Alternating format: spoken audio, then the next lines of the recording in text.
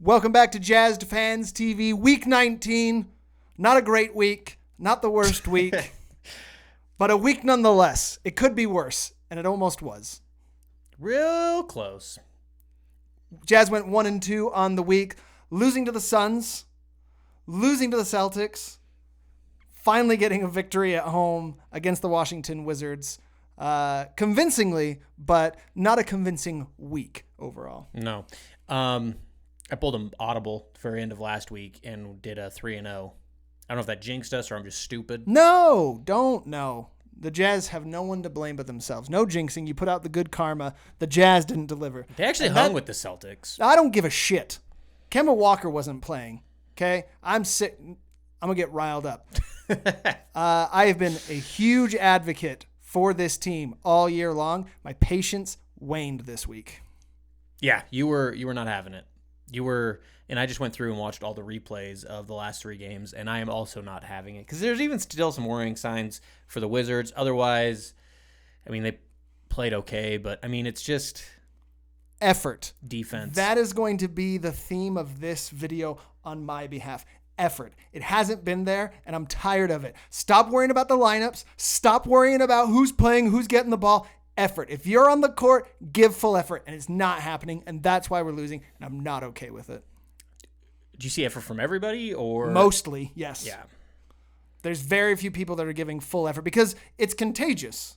When one person's not playing up to the level that they should, it affects other players, and they stop giving full effort, and it just trickles. It's a trickle, and I don't like it. I feel like the two players that you pretty much can't put that on is Mitchell. The last two games has almost willed us to a win against, well, not almost a win against Boston, but three strong quarters against Boston. And then he put the team on his back again with the Pistons. He went off this week, but it's the Pistons. Excuse me, the Wizards. Thank you. And Clarkson. I mean, they're the only ones. Those are the two I would have said. They go inside out. I don't know. I mean, there's still stuff that they could probably do better, but it's not for a lack of effort. Yeah. Even defensively, though, I'm not so much on effort as much as it just seems like we're getting lost on defense. How are we getting lost on defense? We're a defensive team. That's been our identity for years. How are we getting lost? I don't know. You can't get lost. Rudy Gobert can't get lost. He has trophies. I'm not saying all of them are getting lost, but if in an efficient defense, if one person loses it, the whole thing can fall apart. Look at Carmelo Anthony when we played the OKC in that series. They were overall playing great defense, except for one guy that kept letting Joe Ingles blow by him. Yeah. So, I don't know. And honestly,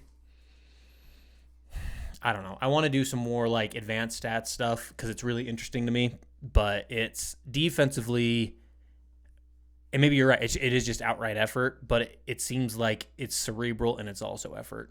Or communication. Maybe not cerebral as much as communication. I might be able to give you communication. I can concede communication. Let's get into it because I'm sure we're going to repeat ourselves a lot over the next two games that we're going to go over. The Suns beat us 131-111.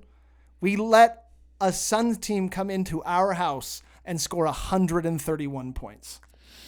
The only games that I think were worse this year or comparable, Indiana was 19, so it's worse than Indiana, and then Toronto away and the Lakers. The Lakers was the biggest loss, but this is more meaningful to me. 100%. And I don't know what it is. Since we played the Rockets and a little bit before the All-Star game, Rudy's kind of not been broken because he's still, and I'll go over this in the later games, but small ball's working against him. He's getting destroyed. Yeah, pulling him out of the paint is working. And I was telling you this before, in your point to effort, Aaron Baines off the bench had 6 offensive rebounds. The Jazz, that whole game together, had 5. That's unacceptable. We'll also get into this with Thies and his game against us, but I mean, can't do it, man. That can't happen. It can't. It shouldn't. These are just games. Rudy Gobert's not playing against any real competition. This is where he should shine so much. You should be destroying teams that don't have a real center. And that's about half the league. And he's not. Like, all this bitching and moaning and complaining about I'm the best. Dude, it's ripe for the taking. Let's go, man. I don't know. Bogdanovic also has not been playing well. I don't think he should be blamed, but I think we should be addressing it. He has not been playing well. He's not been shooting well. He even came out and said it this week that he has not been performing well. I don't know what's wrong with him. He's not slashing to the hoop. He's not getting the 3 ball. Something's wrong with Bogey. I will say this about him, though, is he's still making smart plays pretty frequently. I mean, he's still going to, like, there are certain times where we've been struggling, and the only saving grace, even though he's not scoring a lot, he's getting to the line, slowing things down, getting almost guaranteed points, because I think he's number 4 in free throw shooting.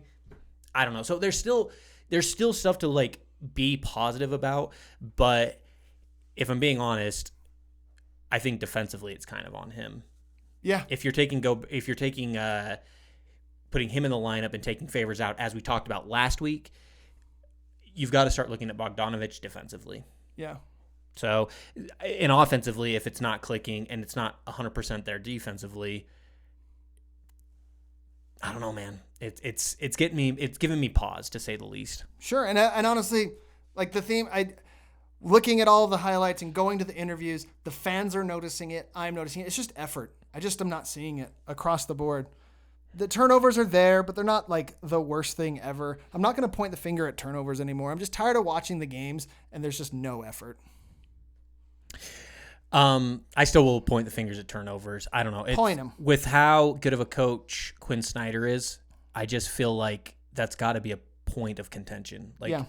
But, I mean, also, to your point, looking at it, like, I've looked through other teams, some of the most efficient and best teams in the league, they kind of just accept they're going to get 16-plus turnovers a game. And I mean, obviously they're not happy by it, but it's like, that's the kind of offense we're running. So I get it. Sure. But some of them just seem so silly and stupid. It's like, it seems like people are slashing, and then they're either not dishing it out or people aren't cutting for them. There's some times where it's like, one thing that I really liked this week was Royce cutting.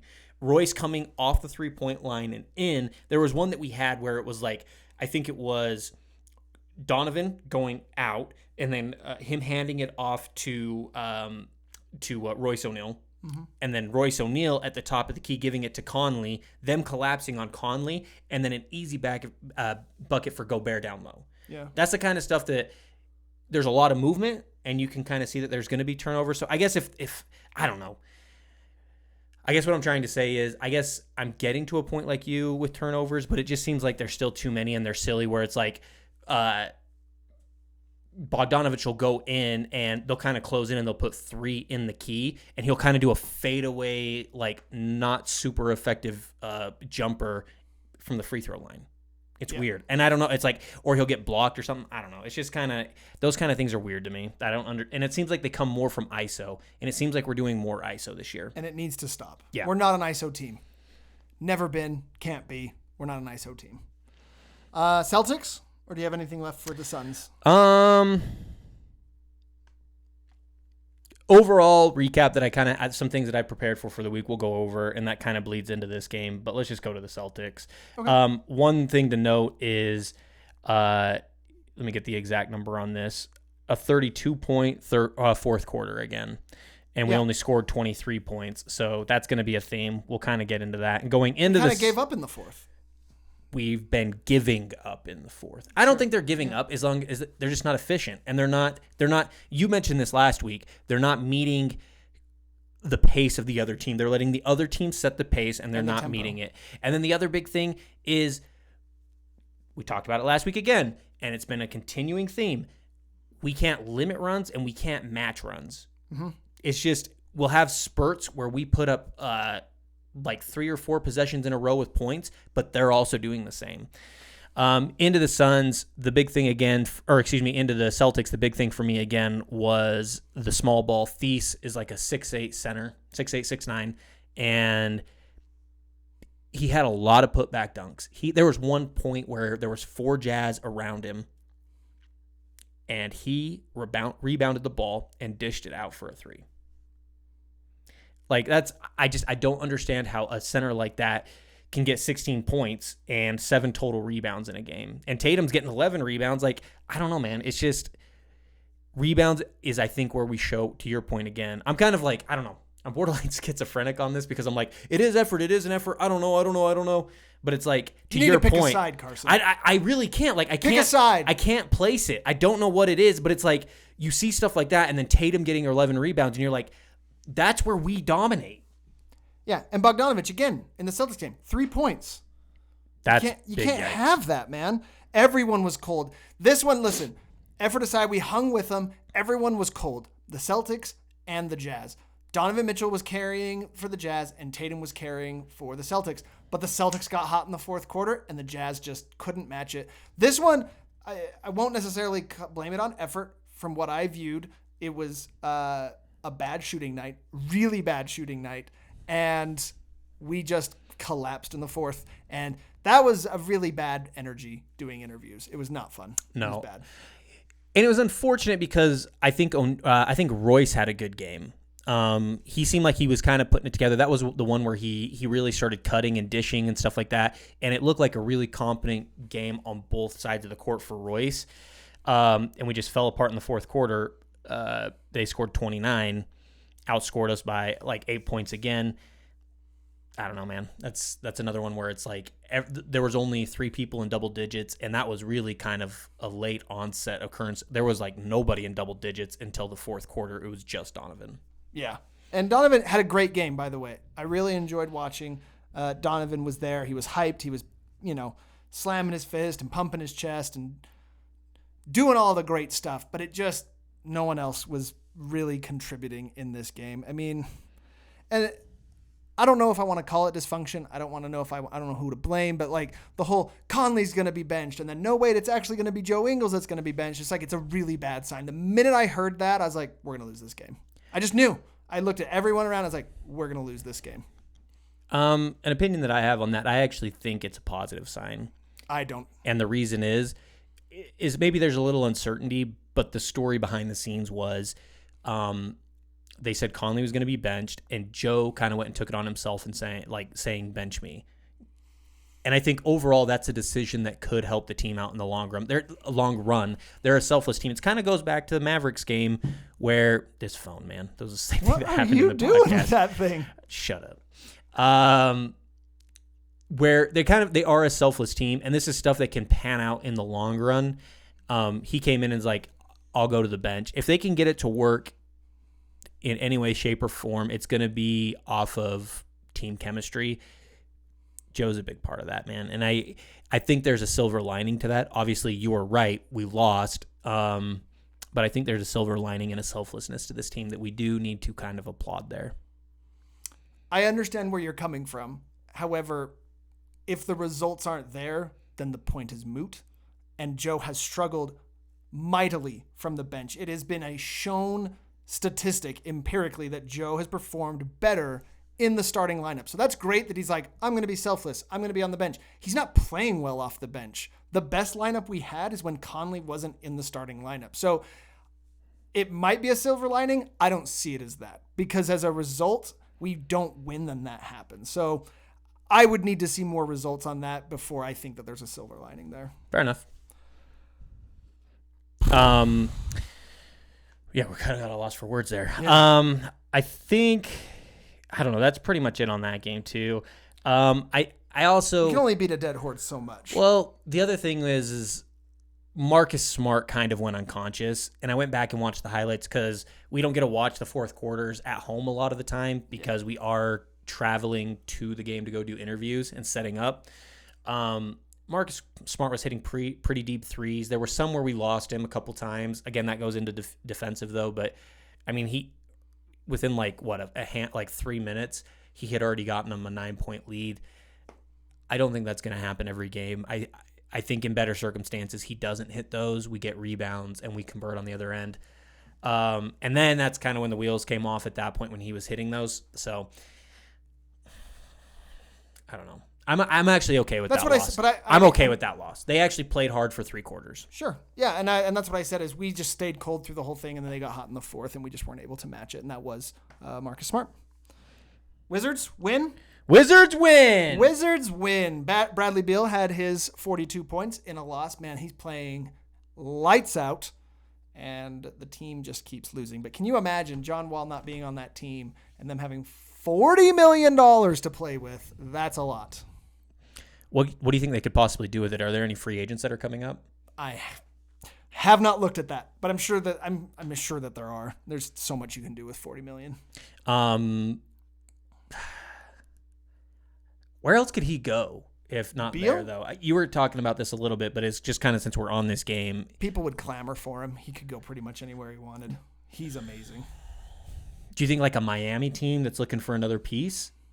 Can you him and? I don't know about Miami. I don't know if a true contender would be able to fit, but a team that's like on the brink, that's like a middle of the row team, and anyone below. Who's looking for a point guard right now? Phoenix?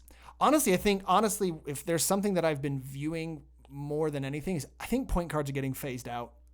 Everyone just pushes the true point guard of running and controlling the offense doesn't exist.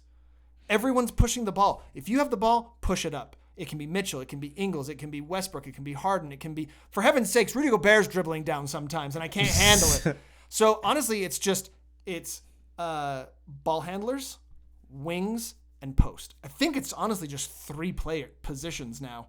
And in that respect, pretty much anyone and everyone. I mean, obviously Houston wouldn't take him and Golden State wouldn't take him. There's a few teams that are set in the backcourt, Portland obviously, but with the right deal, I can't imagine the Denver Nuggets saying no. I can't imagine the Suns, the Spurs, for heaven's sakes, the Mavericks might even pull it. He is a great player. The Suns feels like it would fit. Sure. You get rid of Ricky. I don't know. $40 million is a lot, though. I just can't see people teams with cap that would take him. Wait, I'm sorry. Are we talking about John Wall or Bradley Beal? I thought we were talking about Wall. Oh, I'm sorry. I thought, never mind. Because I thought you were saying that they were looking to get rid of him and build. Wall's not going to have a great market. That's no. exact. I thought you were saying, would people want Beal? I apologize. No, I misunderstood that. That's on me. No, Wall's not going to have a great market. But here's the thing. He's going to come off the books. Teams will take a chance on him at 15, 16 mil, but after an Achilles for someone who has to cut so much, no. He's not going to have a great market at all. I think it'd be great for Phoenix. Sure, he might be. Getting rid of Ricky. Sorry, Ricky. Or Ricky. Yeah, I don't know, man. It's going to be interesting, but I mean, I think they're doing a Mexico team so Ricky could just keep going south. I guess their Suns aren't in our division, but in the Western Conference, it's pretty just going on down. I mean, he could maybe pull off Houston, just keep going, do a horseshoe. I don't know. So as far as the game goes, this is another weird one for Rudy. He actually didn't have double-digit rebounds, I think, in any game this week. No. And for Mahinmi, I think is how you pronounce his name, he only had 2 points. So, I mean, he did decent on the defensive end. One note that I did want to make is he didn't have necessarily, like we said, he keeps getting drawn out of the paint. But, I mean, he still had 4 blocks and 3 steals. I mean, that's defensive presence. So even if he's lacking confidence, I mean, he's still a presence on the defensive end. So I think that's something positive to look forward to. It was not his best game ever, but again, he limited a big man, and ultimately I think that may be why we got the win. Bradley Beal is going to do Bradley Beal things. Yeah. He's going to put up points, 30 plus. But I mean, we've been kind of getting beat down low, and I think he did well against the bigs here. That's kind of my take on that one. That's fair. It was a great team effort. Mitchell played really, really well. Clarkson played really, really well. Bogdanovich back to 20 points. That's what I like to see. Conley had 16. Conley has been playing better. It hasn't translated as of yet, but he's playing better, and I just really hope we can turn it around. I don't know. I'm torn myself of whether this is okay, we figured things out, we're going to give effort and everything's good, or if this was just okay, we got to win something, and we're going to go immediately back to losing on the road. I'm worried. I don't know, and I'm still not worried. So I was kind of looking at some stuff preparing for this. I do think that Rudy is lacking confidence on both ends right now, but again, he's still somewhat being effective there. The one thing that I was looking at is as far as most important players, and I mean, this is in the context of the full season, and every advanced statistic that you look at, it depends. I mean, if you're interested in box plus or minus, win share, or VORP, which is value over replacement player, he leads in every advanced statistic still for the Jazz. Wow. So, I mean, I asked you this question before we started this. Do you believe we'll figure out small ball and Rudy will become effective again? And you said... It's all effort. We should figure it out. If we give full effort and we don't kind of scoff at small ball, yeah, we absolutely should. But we can't go in there like, we got Rudy Gobert, we're going to be fine. Like, go beat their brains out. Like, do it. We should have no problem with it. And this is my thing is, this kind of goes into what you and I were saying a few weeks ago as well, not to keep just doing recalls, but we were saying, people were saying like Rudy should shoot threes. Yeah, it's stupid. And we were saying no. And it seemed like when we started trying to do more stuff with Rudy, the hook shots, the UCLA cut, we went over all these things. We started putting too much on his plate and getting away from what he's good at. Exactly. And we saw this in the Wizards game. The first handful of possessions, they were dead set and determined to get him the ball down low. And I don't think any of them were effective. Like ball out of bounds, steal, hit him off the head. There were so many. It's like, let's just get back to what he's good at. He's a great like 16 and 12 guy. 5 dunks, 5 free throws. How many times do I have to say it? That's all I want from you. That's it. That's all I need is 5 dunks and 5 free throws. You don't need to force it into him. He doesn't need it. Stop. And he can be... And those 5 dunks can come off of rebounds, in my opinion. He can be a top 2 center, I think, if you stick to that. You don't... It's nice to have other wrinkles to your game, other things that can give other teams pause. Yeah. But I feel like those have to be...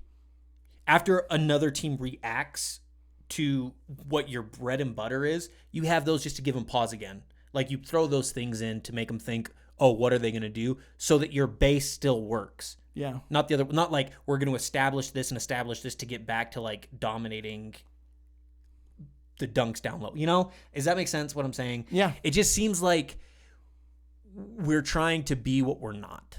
We've been really... So one thing that I also looked at is over the last 3 years, our defensive rating's gone down. Proportionally, though, our offensive rating's gone up. So, I mean, it's actually almost been the exact same amount as far as points per 100 possessions. I think it's about the same result still. Sure. So that's actually good. And we're actually doing better than we did last year as far as win percentage, slightly. But I just think we go back to our base, solid on defense, and let's just take what we're good at on offense. And then the wrinkles that we're introducing are our 3-point shooting with the players that we've added, Bogdanovich and Conley. Yeah, I love it. Couldn't have said it better. But it was a nice win. It was good to get the energy back. The fans really appreciated it. It was there was a sigh, an exhale of this win, which felt good. But we still gave up 119.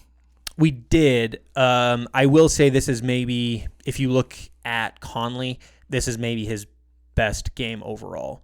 I know it doesn't like jump out on you in the stats. He only had like 6 assists and 16 points. Yeah. But his plus or minus was 18, and he had a lot of bench minutes. And this, again, goes back to your points, as our best lineup has Joe Ingles in the starting lineup. And then our plus minus across the bench is Joe Ingles plus 17, which is kind of contradictory. And then Jordan Clarkson plus 17, Tony Bradley plus 22 with a 3-pointer, by the way. First one of his career. And Georges Niang plus 23. So a lot. And then everybody else had negative plus or minuses. So it's like, I think he's figuring it out. I think we're going to be all right. I think this is actually going to be really good for team chemistry to go up against some easy teams and actually have to get together and figure it out on the road. I actually think I'm really excited for this away trip. I am so excited for this away trip. For that reason or for other reasons? Name a reason. Name a reason. Dude, name a reason. Woo! Player of the week? Go ahead and give it. Donovan Mitchell. He's earned it. One of the few, one of the proud, consistent all week. Did his best to try and get us all the wins. Donovan Mitchell, my guy. And how I care for you. It was just outright determination. Yeah. And the other thing, as far as, again, to your point on effort, his rebounding, he is going up emphatically for rebounds and pulling him down. And it's like he's grabbing him and just pulling him in, making sure I've got this. This is mine. There was one that he had yesterday where it was over a center. I think he might have fouled him because he definitely had an elbow on the shoulder. And they're like, look how much higher he's getting than that center. He's like, he's resting on that center. Yeah. But I mean, it's still, he got the rebound and then put it back. It's effort, it's points. Other than Jordan Clarkson off the bench, there has been nobody else that's been consistent like Donovan Mitchell this week. I actually think even with the losses, this might be his best week. He is bound and determined to get this team to where they should be. And that's in the top 4, I think. So, and that's where they should be. Looking forward. 4 games. Lots of games. I heard a lot of positive things. I'm not quite as optimistic. We have a back-to-back. I know it's weaker teams, Cleveland, New York, Boston, Detroit. I'm begging for a 2-2.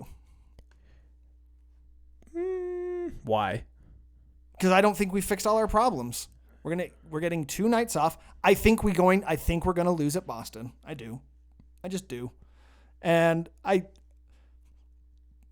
Jazz lose to teams that they should win. Like, which there's always team one here? or I two. mean, we should have dominated. If we can lose to Phoenix at home, we could lose to any of these teams. I don't think we're losing to Detroit, and I don't think we're going to lose to the Knicks. I am worried about Cleveland. They got a new coach. They're fired up. They got rid of that guy. Teams always play better when they get a new coach, and I'm worried about that. So I'm just letting you know. 2-2 is what I'm hoping for. 3-1. 3-1. All right, 3-1. These are the 3 worst teams in the league. The 3 worst teams in the league? Yeah. All right. I mean, so you're going to be real pissed next week if we go 2-2. I'm going to be yeah. You're going to see a lot different. I mean, there's not going to be like looking for silver linings and stuff. I will be very pissed. Okay. I hope I'm wrong. 100%. Yeah, Cleveland. Don't care who they have. They are awful.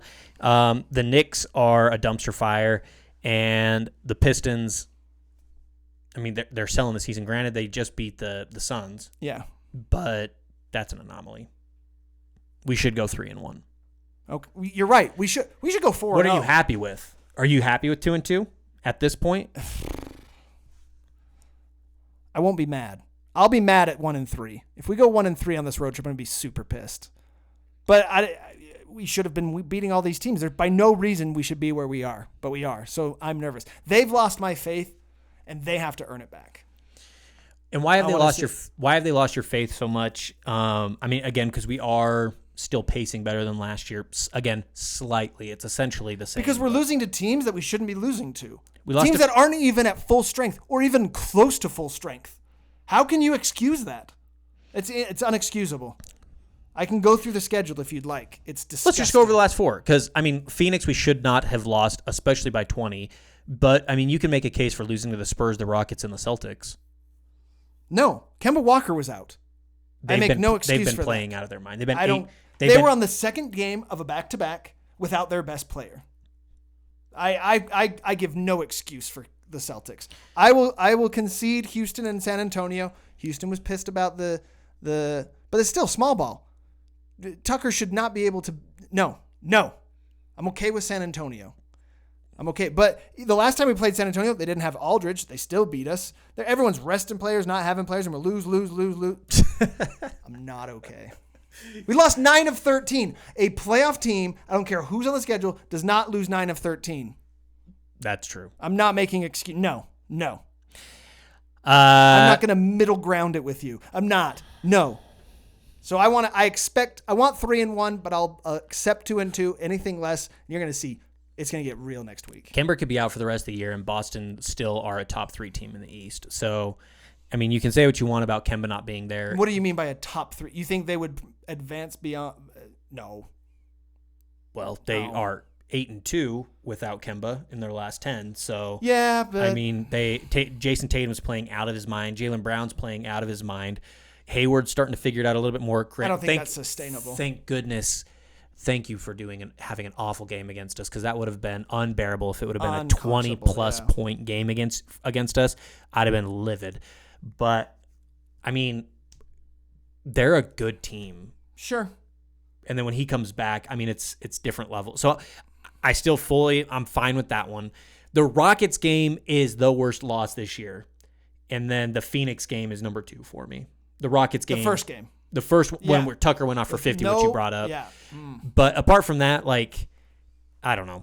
But we definitely, if we go 2-2, it'll be much different next week. I'll be very mad. Very, very mad. No interviews this week. Thanks so much for watching. We really appreciate it. Anything before we go? I'll just say this because I said it on Poor Sport Report. I think I'm still positive that we can put it together. I think we need to start putting some good runs together and figuring out what our actual starting lineup is. But I was kind of sad as well. I mentioned this with our fans, and you can say whatever you want when you come on the channel. And I've actually been really impressed with people as it comes to Conley, but he had a video that was put on Twitter for an interview of just, he knows what people say online, and he's kind of disappointed that that's the way it is in himself as well. But I think we really need to get behind these guys. They've done nothing but be professionals. The big thing, and I was going to mention this before we got into all the recaps, but it didn't really make sense. Ownership of what's been going on has been huge for me. None of them have shirked responsibility. Even Bogdanovich, like you said, came out and said, it's on me. I put that on me. And I pride myself in having better shooting percentage in the second half of the season. February was my worst month as far as production. All of them are taking ownership. As Jazz fans, we do need to get behind them going down the stretch. That's not to say, like you, it's not to give them passes if there's no effort there, but I think all of these guys have earned the benefit of the doubt, and we do need to get behind them. So that's really my only call to action. But again, we will never censor you. If you have problems with how the team's being run, how the players are playing, whatever it is, we want to hear it. But the way that kind of Mike Conley online has been treated, because I think in our interviews, people have been giving him big ups and saying they still like to see they would still like to see him at full tilt and full strength. But what other thoughts do you have? I have no other thoughts. Thanks so much. Have a great week. We'll see you next week. Bye-bye.